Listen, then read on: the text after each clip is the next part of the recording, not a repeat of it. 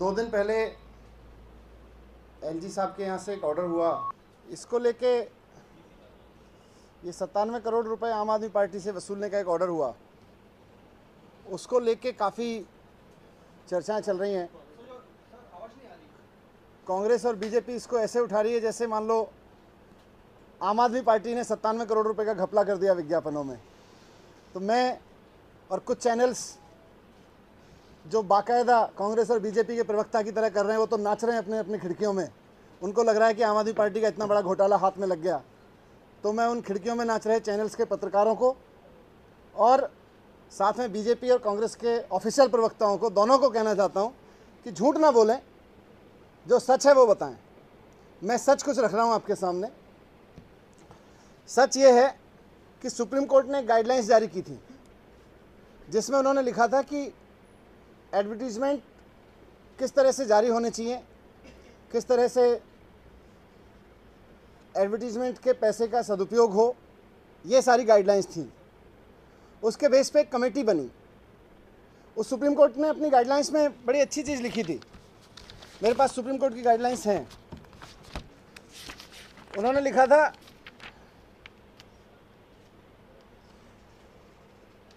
कि इन गाइडलाइंस को जारी करते वक्त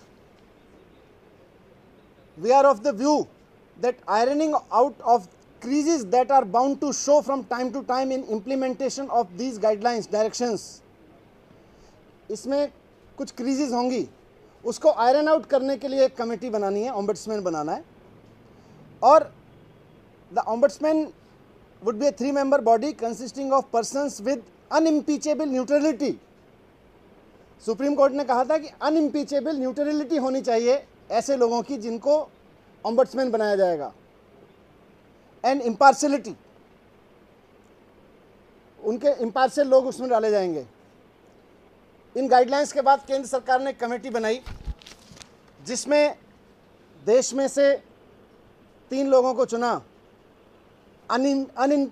अनइम्पीचेबल न्यूट्रलिटी और इम्पार्शियलिटी के लिए।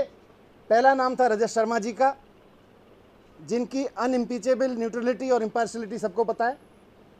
दूसरा नाम था पीयूष पांडे जी का, जो भारतीय जनता पार्टी से उनके क्या संबंध है, चुनाव में वो क्या भूमिका निभाते हैं, उनकी अनइम्पीचेबल न्यूट्रलिटी और इम्पार्शियलिटी सबको पता है। इस कमेटी ने दिल्ली सरकार के एडवर्टीजमेंट्स पे एक फैसला दिया कि ये जो एडवर्टीजमेंट दिल्ली सरकार ने दिए हैं ये सुप्रीम कोर्ट की गाइडलाइंस का वायलेशन है, इसलिए इनमें खर्च हुआ पैसा आम आदमी पार्टी से वसूल लिया जाए। आम आदमी पार्टी से पैसा वसूल लिया जाए, ऐसा उन्होंने डायरेक्शन दी। ये सुप्रीम कोर्ट की गाइडलाइंस में इस कमेटी को, इस न्यूट्रल कमेटी को, इम्पार्शियल कमेटी को, रजत शर्मा जी की कमेटी को, पीयूष पांडे जी की कमेटी को कोई पावर नहीं दी गई कि इस तरह के डायरेक्शंस जारी करें। लेकिन उसके बावजूद दिल्ली सरकार द्वारा जारी विज्ञापनों पर इन्होंने ऑर्डर दिया, रिकमेंडेशन दी कि साहब ये पैसा जो है बहुत गलत खर्च हुआ है और इनसे वसूल लिया जाए। विज्ञापन तो सारी सरकारें देती हैं, कोई दिल्ली में हमारी सरकार तो पहली सरकार नहीं बनी है, बल्कि अपनी सरकार के कामकाज को प्रोजेक्ट करने के लिए हमसे पुरानी दिल्ली की सरकारें भी और बाकी राज्य सरकारें भी दूसरे राज्यों में समिट करती हैं। दूसरे राज्यों में अपनी बिजनेस एनवायरनमेंट से लेके जो भी सिटीजन फ्रेंडली एनवायरनमेंट बनाया जाता है, ईमानदारी से काम करने का एनवायरनमेंट बनाया जाता है, उसको लेके बाकी राज्यों में जा के समिट करती हैं। 5 स्टार समिट होती हैं, विदेशों में जाके समिट होती है। हमसे पहली मुख्यमंत्री भी लंदन में गई थी और भी कई देशों में गई थी यहाँ के काम को शोकेस करने के लिए। तो अपने काम को शोकेस तो हर सरकार करती रही है, विज्ञापन हर सरकार देती रही है, लेकिन आम आदमी पार्टी पहली ऐसी सरकार बना दी गई जिसने विज्ञापन दिए। आम आदमी पार्टी से इसका पैसा वसूल लो, आम आदमी पार्टी से इसका पैसा वसूल लिया जाए कि उसने विज्ञापन दिए। ये इम्पार्शियलिटी, ये अनइम्पीचेबल न्यूट्रलिटी तो हमको समझ में नहीं आई।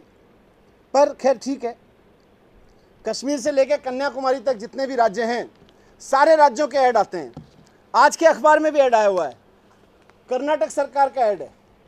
कर्नाटक सरकार का ऐड है, इसमें लिखा हुआ है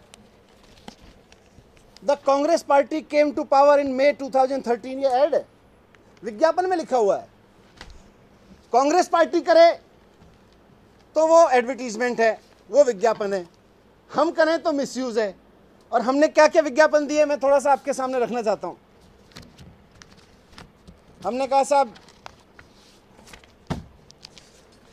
कहा केजरीवाल सरकार ने इतिहास रचा, शिक्षा का बजट दोगुना कर दिया, स्वास्थ्य का बजट 1.5 गुना कर दिया। वो परेशान करते रहे, हम काम करते रहे। हम ये बात बताएं ना लोगों को कि तमाम ऑब्स्ट्रक्शंस के बावजूद हमने एजुकेशन का बजट बढ़ाया, तमाम ऑब्स्ट्रक्शंस के बावजूद हमने हेल्थ का बजट बढ़ाया। ये सब ना बताएं हम लोगों को। ये पहले मेरा सुनो, उसके बाद क्वेश्चन करेंगे।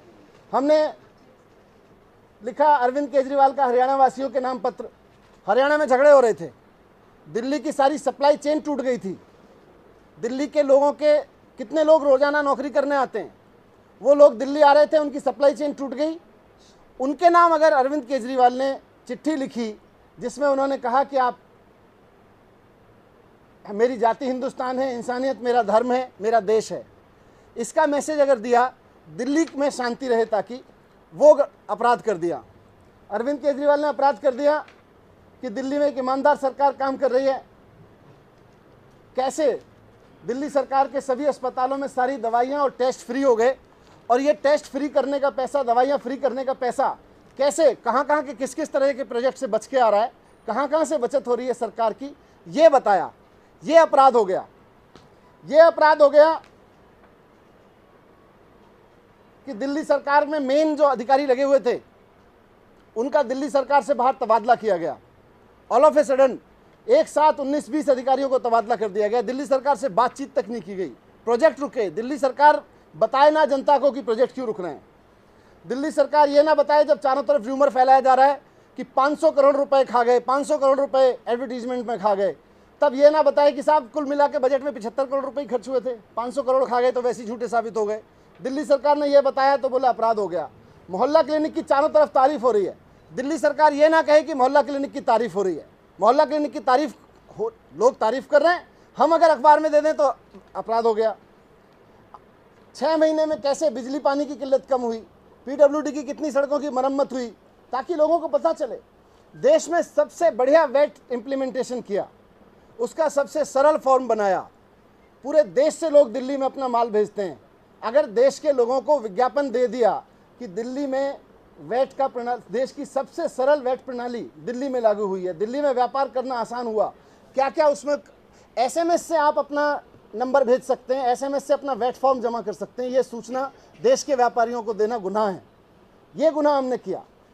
कह रहे हैं आपने अखबार दिल्ली से बाहर विज्ञापन क्यों दिए, कौन से विज्ञापन दिए थे, क्या विज्ञापन थे। मैंने कहा देश में राज्य सरकारें 5 स्टार समिट करती हैं, जा जाके सारी जगह विज्ञापन देते हैं। आज के अखबारों में विज्ञापन छपे हुए हैं सारी जगह। ये देखिए, ये मध्य प्रदेश का विज्ञापन है, मैंने कर्नाटक का विज्ञापन दिखाया, पार्टी का नाम लेके छपा हुआ है। लेकिन आम आदमी पार्टी की सरकार, दिल्ली सरकार ने कर दिया तो बड़ा अपराध हो गया। चलो जी, अब अपराध भी हो गया तो ये कमेटी के पास, रजत शर्मा जी और पीयूष टंडन जी की कमेटी, ये पीयूष पांडे जी की कमेटी के पास तो सुप्रीम कोर्ट की गाइडलाइंस में पावर्स ही नहीं है कि वो रिकवरी का ऑर्डर दे सकें। वो रिकवरी का ऑर्डर लेके हमारे ऊपर, आम आदमी पार्टी के ऊपर 97 करोड़ रुपए बकाया दिया गया। इन विज्ञापनों को जो हमने दिल्ली की जनता से संवाद किया, जो हमने देश की जनता से संवाद किया कि दिल्ली में अच्छा बिजनेस एनवायरनमेंट है, दिल्ली में सरकार ईमानदारी से काम कर रही है, दिल्ली में रिश्वत देने की जरूरत नहीं पड़ती, दिल्ली में सिंगल विंडो सिस्टम हो गया, दिल्ली में एसएमएस से आप अपना वेट फॉर्म जमा करा सकते हो, ये सारी जानकारियाँ, मोहल्ला क्लिनिक बहुत अच्छी चल रही हैं, एजुकेशन का, हेल्थ का बजट बढ़ गया, ये हमें जानकारी देने के लिए अब हमें वो 97 करोड़ कहा जा रहा है कि आप आम आदमी पार्टी से दो। आम आदमी पार्टी ने क्या गुनाह कर दिया जी? आम आदमी पार्टी तो देश की सरकार, दिल्ली की सरकार में चुनी गई है, वहाँ के मंत्री, वहाँ के विधायक, वहाँ के मुख्यमंत्री काम कर रहे हैं सरकार के लिए, जनता के लिए। आम आदमी पार्टी से कैसे वसूल लो? आम आदमी पार्टी ने विज्ञापन दिया था, आम आदमी पार्टी ने ऑर्डर किया था, आम आदमी पार्टी ने रिलीज़ किया था विज्ञापन, आम आदमी पार्टी ने कहा था हमारा नाम, हमारे मंत्रियों का विज्ञापन दो, नेताओं का विज्ञापन दो, हमारी सरकार का विज्ञापन दो। तो ये सारी चीज़ें हो गई हैं। ना कमेटी के पास पावर है इस तरह के ऑर्डर देने की, ना एससी गाइडलाइंस में लिखा हुआ है कि इस तरह से कहीं से रिकवरी की जाए।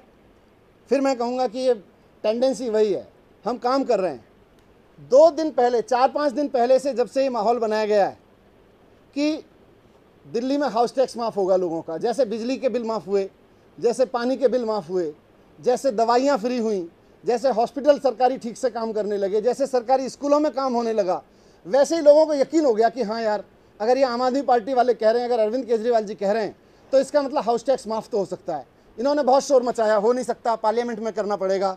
हमने लाके आपको इसी कमरे में बैठ के चिट्ठी दिखा दी, आपको डॉक्यूमेंट दिखा दिए कि अगर बीजेपी के नेताओं की हवेली के हाउस टैक्स माफ़ हो सकते हैं तो आम आदमी के घरों के भी माफ़ हो सकते हैं। इसका जवाब नहीं मिल रहा अब, इसलिए सारा डिस्कोर्स, क्योंकि मुद्दे पर राजनीति करनी नहीं आती, दूसरों को परेशान कर लो, गला दबा दो, आम आदमी पार्टी जैसी पार्टी को परेशान कर दो, इनको घुमा दो, इनके ऊपर रिकवरी सूट फाइल कर दो, यही सब राजनीति करनी आती है। अरे जनता के लिए काम करो ना, जनता के लिए काम करो, जनता अपने आप वोट देगी।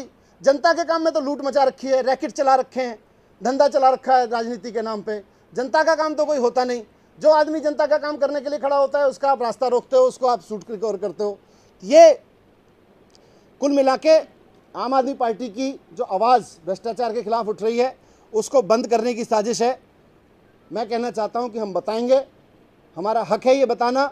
जनता ने चुन के भेजा है, चुनी हुई सरकार क्या कर रही है, जनता के लिए क्या कर रही है, क्या बाधाएं आ रही हैं, ये संवाद हमको करना आता है जनता से और हम करेंगे, चाहे आप रिकवरी सूट फाइल करिए, चाहे जो करिए।